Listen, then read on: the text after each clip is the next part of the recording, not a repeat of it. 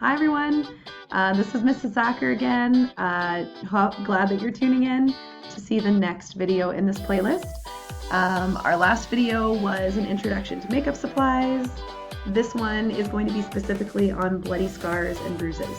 So I'll show you how to make those looks, and then zombies and Day of the Dead are still to come.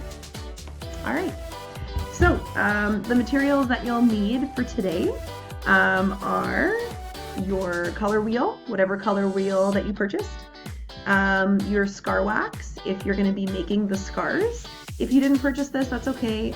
You can skip that step and just use do like bruises and blood. You'll need your stage blood. You'll need a couple makeup sponges and a Q-tip and a stipple sponge if you have one.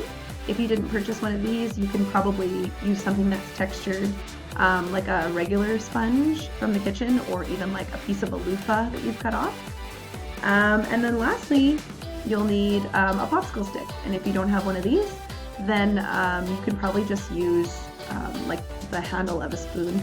So get creative with what you can use. I also have some baby wipes set up here, just because in case it gets a little messy, I have something to wipe my hands on so it's ready like right away. When we started playing with it in drama class, we started making our own kind of jagged scars, and then we added bruising to it and we added blood to it. And so I encourage you to do some, Google image searches as well. The thing I love so much about this technique is it does not have to be perfect. The more imperfect, the more realistic it actually looks. And the more imperfect, the better, because bloody scars and bruises are ugly and horrid and are meant to raise some eyebrows. So know that you'll get better at this look as you do it, but if it's too perfect, it's not actually going to look authentic. So we can use this technique for theater. We can also use it for film, which is really cool. So all you other YouTubers out there. So first thing that we're going to do is we're going to use the scar wax in order to make a scar. You can use this anywhere on your body. It's called nose and scar wax because you can basically add to your body parts with it. Like add a nose or add a bump or add a lesion or whatever. But if you put it on any fold of your neck or your face, it will peel off over time. So you are, for a production, you would have to glue it down with a special adhesive called spirit gum. Spirit gum has a special remover that you also have to purchase though. It doesn't just come off with soap and water. So because we're only practicing, the best place to practice is on your forearm. So that's where we're going to practice today. And then it easily will, you can swipe it off, peel it off, and you won't have to worry that it's not going to stick to you. So I'm going to go ahead and open this up. It kind of looks like a flesh-colored Play-Doh, which is lovely. So I'm going to tilt this camera now. You can kind of see my little workstation here. Just a little reminder, Carrie's Costumes has a lot of really great stage makeup that you guys can order online and get shipped to your house. So yeah, here's my scar wax. So I'm going to take my popsicle stick, or you can use your spoon, and I'm just going to kind of dig in here and try to skim it off the top. And just try to get a nice little scoop of flesh-colored wax. So there you go. So now I'm going to stick out my arm, and I'm going to try to swipe it in one sweep from top to bottom, or bottom to top. And I'm just going to apply it in one clean sweep. If you smear this one too much, it will lift up and it won't look like a natural part of your skin. So we want to try and do one clean movement so that it just looks like part of your arm. So here we go. So I'm going to apply quite a bit of pressure, and I'm just going to push it all the way in. And I don't want it to be too thin. That's looking pretty thin. I'm going to go again. So I don't want it to be too thin because I want to be able to cut into it. But as you can kind of see there, the majority of it is kind of here. And then this is lifted up a little bit. So I'm not going to use my fingers to blend this one too much because it's really sticky. So I'm going to use the edge of the popsicle stick and just kind of push it down into my skin to blend it a little bit. Okay, so I'm just gonna blend the edges. And I can kind of see a line there where my popsicle stick was, so I'm just gonna kind of blend that a little bit there too. But I don't want it to look too obvious, right? So, yeah, that's my scar wax. So you can add more of it if you want. The thicker it is, the deeper the cut's gonna be. But I think that's gonna be good for our purposes right now. So if you wanna do the scars, you gotta add that first.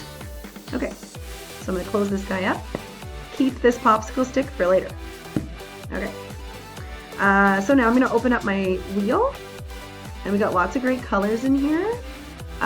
So for the bruises, we wanna specifically use the burgundy and the purple, and then we wanna use a little green and a little yellow. This wheel also comes with a red, but I find this one too bright for bruises. And it comes with a dark gray, or dark blue, pardon me, that we can use at another point. So when we're doing our bruises, we want to start from the darkest color, and you can play around with, you know, any color you want on this wheel. I like to start with the maroon, and then go to the purple, and then go to the green, and then go to the yellow. So a bruise is actually when we break blood vessels under our skin. So it's meant to be darker at first, and then as those blood vessels heal and oxygenate, right? Oxidize, it'll kind of go green and yellow, right? Which is what like an older bruise would look like. So you can also think about what kind of effect you want. Is this a new bruise? Did it happen like 20 minutes ago? Has it been there for a week, right? The makeup would kind of help us tell the story. So I'm gonna say it's maybe like, I don't know, a day old bruise, 2 days old. It's just kind of starting to heal, because that way I can use my colors, right? So I'm gonna take my sponge, and I'm just gonna take a little bit on the sponge. So I'm just gonna go like dab, dab, dab. And the nice thing here too is if because this is your own makeup wheel, you can continue to kind of dip on this because it's just on you. If you're sharing this with someone, they could always take like a popsicle stick and like take some of the paint off the top and put it on a separate plate or a piece of wax paper just to share it better, because you don't want to share makeup. You also don't want to mix colors, so we're going to use a clean part of the sponge when we go to a new color. So I got a little bit of the purple on here, so I'm just going to kind of dab it around, and I need a little bit more here, I think. Okay, so not too much because I don't want it to be too dark, but I'm just kind of making like an oval almost, and I'm going in a circle, and then I'm going to use that sponge just to kind of like blend it in a little bit, blend each point, because I don't want to see the edges of the sponge where they hit the skin. Yeah, and then I'm just going to do a couple random ones in the middle, because again, if it's random, it'll look more realistic. Okay, and then I'm going to use a new part of the sponge, and I'm going to go to the purple. And again, little dabs in the same circle, but this time I want to try and move the circle in a little bit more. A little more purple, kind of random in the middle, and trying to blend it here with the sponge so that it looks pretty realistic. Okay, nice. Looking pretty battered, right? So now a clean part of the sponge, I'm going to add a little bit of green, and I'm going to move the circle more inward because it usually heals from the inside out. So I'm going to dip it in my green here. Just a little bit of green, tap, tap, tap. I don't want it to stand out that it's green. I want to really blend this in, just because the green and the yellow make it just kind of off-putting because it raises some eyebrows like, ugh, what's going on there? So we don't want it to stand out like a green stamp, but we want it to look kind of gross. So there's a little bit of green, okay? And then I'm gonna go to a clean part of my sponge. So I can fold this in half. I got one more piece here. Add some yellow. Okay, so I'm gonna add a little yellow into the middle here, and I'm gonna blend this too. And that is kind of like my bruising effect. So there we go, and you can't really see the scar wax underneath now. It's all hidden in my bruise. There we go. Okay, So now to make my scar, and again, you can kind of continue to add, but you don't want to add too much because then it's not going to look real. So now I'm going to pick up my popsicle stick and I'm going to make my cut. If you used a spoon, you can use the edge of the spoon. So I'm going to, again, drag from one side to the other side, and I can make any kind of cut I want. It can be straight, it can be jagged, it's up to me. So I'm just going to go. I'm going to do a clean cut. There we go. And I can see that there's like little flaps sticking up here, and that's okay. I'm just going to leave that as it is. And now I'm going to add my blood. So I'm going to use the Q-tip. Dip my Q-tip in there, and I don't need a lot, but I'm going to fill in the cut with the blood, so all the way up. Filling in the blood. And you can kind of leave it like a big gob here. That's actually kind of realistic, but know that this stuff, it will stain your clothes. I'm going to dab a little on the sides here too. It will stain your clothes, so just make sure that you let it dry before you start moving around anywhere.